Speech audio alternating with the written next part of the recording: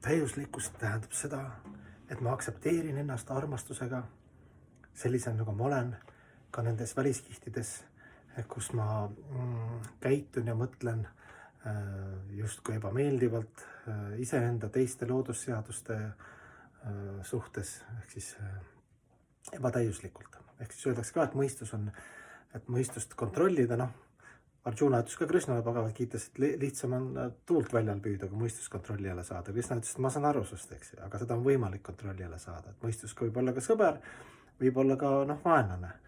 Aga kui sa saad aru, et on vaenlane, siis tegelikult sa saad aru, et potents, ikkagi algselt hing on hea ja sinu mõistus on sõber. Eks ju, lähtud sellest ja siis hakkad vaikselt üles ehitama. Et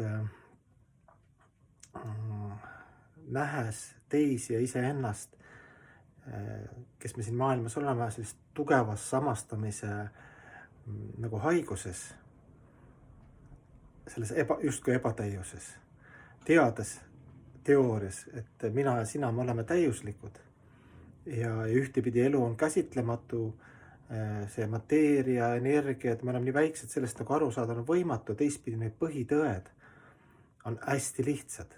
Et meil on siis, ma arvan, et me saavutame täiuse läbi keeruliste erinevate eneseületuste ja ennast tuleb ületada natuke askeesi, eks ju, kõike on vaja, eks siis sa hindad seda teekonda, et ta ei ole selline odav teekond. Aga need põhitõed on nagu hästi lihtsad. Et see, ütleme, et selle keerulise käsitlematu elu põhitõed on, eks ju, hästi lihtsad olla armastatud ja armastada. Kahesuunaline liiklus, nagu hingad sisse, praana või aapana ja praana, eks ju, välja. Sisse välja hingamine, võtad kõik endasse, eks ju, elu sellise nagu ta on, eks ju, ja välja vastad, eks ju, sooja hingeõhuga armastusega nagu võtad ja annad, oled armastatud ja armastad vastu, eks ju.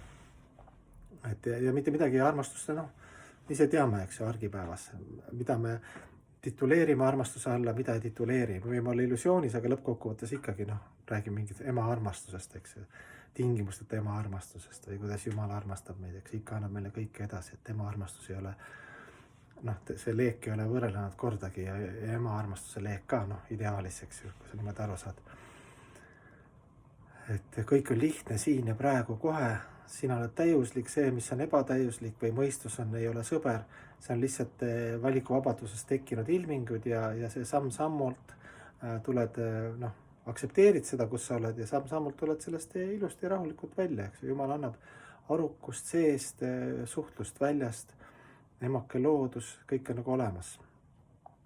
Et tõesti Achintya, et kuidas ta ühtepidi elu on käsitlematult raske ja teistpidi käsitlematult uskumatult lihtne.